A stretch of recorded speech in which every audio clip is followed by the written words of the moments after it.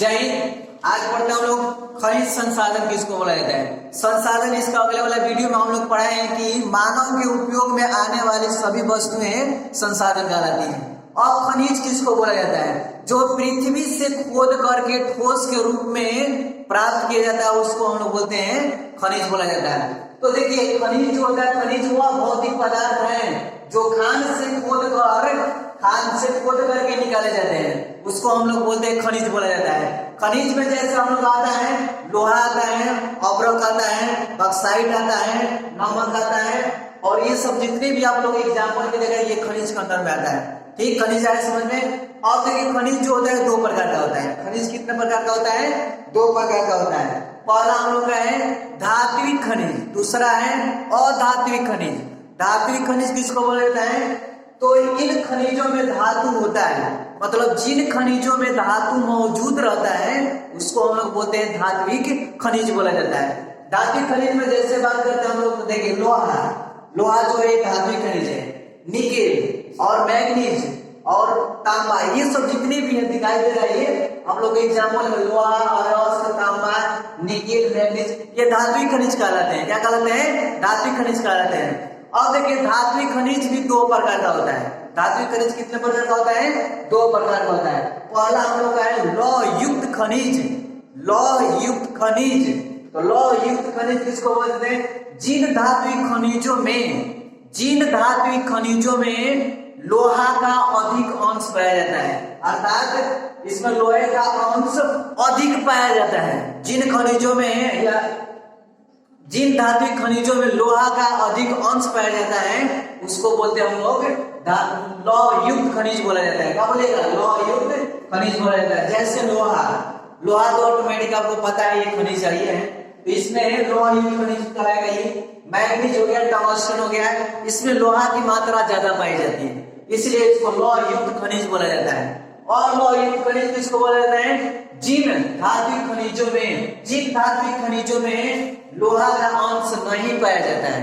जिन धात्विक खनिजों में लोहा का अंश नहीं पाया जाता है उसको बोलते हैं अधात्विक खनिज बोला जाता है। जैसे हम लोग बात करें तो सोना हो गया, चांदी हो गया, शीशा हो गया, सोना चांदी शीशा, सोना चांदी शीशा, ये हम लोग किसके अंदर में आता है, अलौह-युक्त खनिज के अंदर में आता है। अलौह-युक्त खनिज कहलाता है। और इसके बाद देखिए दूसरा अधात्विक खनिज किसको बोला जाता है। अधात्विक खनिज किसको बोलता है, तो इसमें इन खनिजों में धातु नहीं पाया जाता है, अर्थात जिन खनिजों में धातु की मात्रा नहीं रहती है उसको बोलते हैं हम लोग अधात्विक खनिज बोला जाता है। अधात्विक खनिज बोला जाता है। अधात्विक खनिज में देखिए जैसे लिखा है चूना पत्थर तो आप लोगों को पता ही है कि इसमें चूना पत्थर में तो इसमें तो धातु मात्रा विद्यमान नहीं रहता है। और इसके बाद अब्रक हो गया, डोलोमाइट हो गया, ये सब जितने भी आपको दिखाई दे रहे एग्जाम्पल, ये आप लोग अधात्विक खनिज के अंदर में आता है। अधात्विक खनिज के अंदर में आता है। अधात्विक खनिज जो होता है दो प्रकार का होता है। अधात्विक खनिज दो प्रकार का होता है। पहला कार्बनिक खनिज, दूसरा होता है अकार्बनिक खनिज। पहला कार्बनिक खनिज, दूसरा अकार्बनिक खनिज। तो सबसे पहले कार्बनिक खनिज किसको बोला जाता है, कार्बनिक खनिज जो होता है ये जो होता है इनमें चाहे इसमें जीवाश्म होते हैं, मतलब ये किसी न किसी जीव जंतु के मरने के बाद जो पदार्थ के रूप में परिवर्तित होकर के बना रहेगा उसको हम लोग क्या बोलेंगे, कार्बनिक खनिज कहा जाता है। तो इसमें जीवाश्म होते हैं और ये पृथ्वी में दबे प्राणी एवं पादप जीवों का परिवर्तित होने से बनता है। जैसे हम लोग हो गया कोयला हो गया, पेट्रोलियम हो गया, ये सब क्या कहलाता है, हम लोग कार्बनिक खनिज पाया जाता है, इसको कार्बनिक खनिज बोला जाता है। जैसे में कोयला और पेट्रोलियम वे कार्बनिक खनिज होते हैं, इसमें जीवाश्म होते हैं और ये पृथ्वी में दबे प्राणी एवं पादप जीवों के परिवर्तित होने से जो पदार्थ बनता है उसको हम लोग बोलते हैं कार्बनिक खनिज बोला जाता है। जैसे में कोयला, पेट्रोलियम। अब बात करते हैं अकार्बनिक खनिज किसको बोला जाता है, तो ये जो होता है इसमें जीवाश्म नहीं होता है, ये किसी भी जीव जंतु के मरने से किसी नहीं प्राप्त होता है। ये जो होता है अकार्बनिक, जैसे हम लोग बात करते हैं तो ऑग्रफ हो गया, ग्रेफाइट हो गया, इसमें कार्बन की मात्रा, अर्थात इसमें कार्बन की मात्रा या कह सकते हैं हम लोग इसमें ये अकार्बनिक खनिज के अंदर में आता है। मतलब इसमें जीवाश्म नहीं होते हैं, जैसे ऑग्रफ हो गया, ग्रेफाइट हो गया।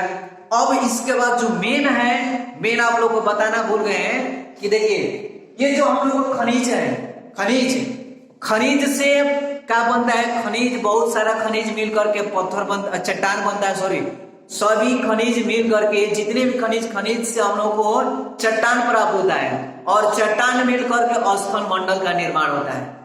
कैसा होता है, जितने भी खनिज है, खनिज से मिल करके चट्टान बनता है, और चट्टान मिल करके स्थल मंडल का निर्माण होता है, स्थल मंडल का निर्माण होता है। यहाँ पे हम लोग लिखो है, देखिए ये जो खनिज है, खनिज मिलेगा तो चट्टान बनेगा, और जो चट्टान मिलेगा तो स्थल मंडल का निर्माण होता है। ठीक, तो अभी तक से अगर बात करें हम लोग पूरा भारत में, तो अभी तक से यहाँ पे लिखे लगभग 2000 से अधिक खनिज की पहचान हो चुकी है, जिसमें मेन विशिष्ट, यानी जिसमें मेन बात करें तो हम लोग 30 खनिजों की आर्थिक दृष्टि से विशिष्ट महत्व रहा है। मतलब 30 खनिज ऐसे हैं भारत में जिसका अभी तक से महत्वपूर्ण योगदान रहा है। तो आप लोग इसमें जहां कहीं भी जिस किसी को दिक्कत हो तो हम लोग पूछ सकते हैं, और इसको आप लोग स्क्रीनशॉट लेकर के याद कर लीजिएगा। ये हर यानी जनरल से लेकर के 9th 10th 11th 12th total के लिए VVI एक तरफ से है, और इसको आप लोग स्क्रीनशॉट लेकर के और उतार करके इसको आप लोग याद कर लीजिएगा। क्योंकि उसमें देखिए पूछता है कौन सा धात्विक खनिज है, कौन सा अधात्विक खनिज है, कौन सा कार्बनिक खनिज है, कौन सा अकार्बनिक खनिज है, कौन सा लौह युक्त खनिज है, कौन सा अलोहित खनिज है। तो इसके अगले वाला वीडियो में हम आप लोगों को भेजे थे कि लौह युक्त खनिज किसको बोलते हैं और अलोह युक्त खनिज, दोनों में अंतर, ये किस चट्टानों से प्राप्त की जाती है, ये किस चट्टानों में पड़ते हैं, ये कैसा होता है, ये कैसा होता है, आप लोग अगले वाला वीडियो में विस्तार से हम बता चुके हैं।